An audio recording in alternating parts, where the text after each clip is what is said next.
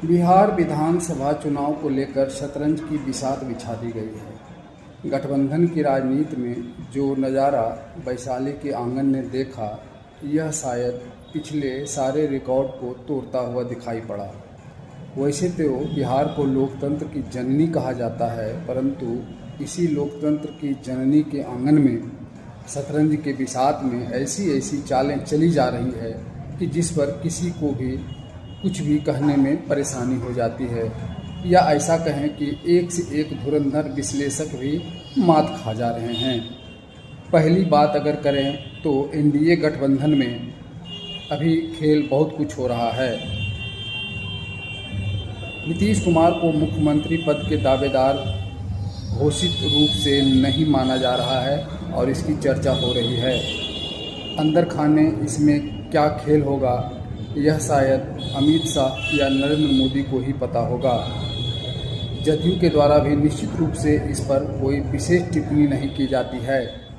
नेतृत्व में चुनाव लड़ने के दावे के बीच चिराग पासवान से मान मनौवल और सीट बंटवारे को लेकर जो खींचतान हुई, उसकी भी चर्चा बिहार में अलग तरह से देखी जा रही है।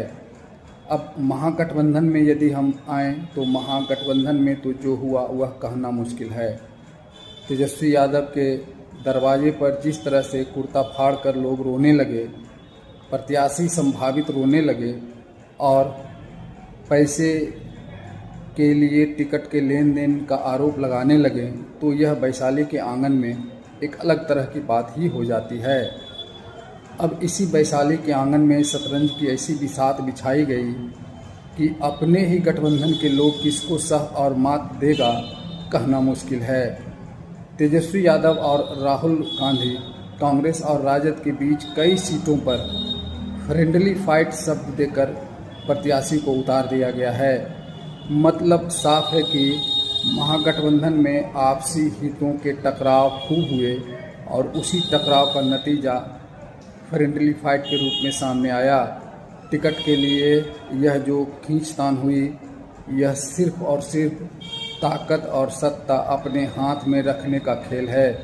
मोटा मोटी यह कहा जा सकता है कि किसी भी गठबंधन में गठबंधन के साथियों को टांग खींचकर गिराने, उसे कमज़ोर करने की रणनीति भी साथ साथ चलती है। राजनीति के चाणक्य के इस धरती पर चाणक्य के एक से एक खेल यहाँ देखने को मिलता है। गठबंधन में रहने वाले पार्टियों को यह पता होता है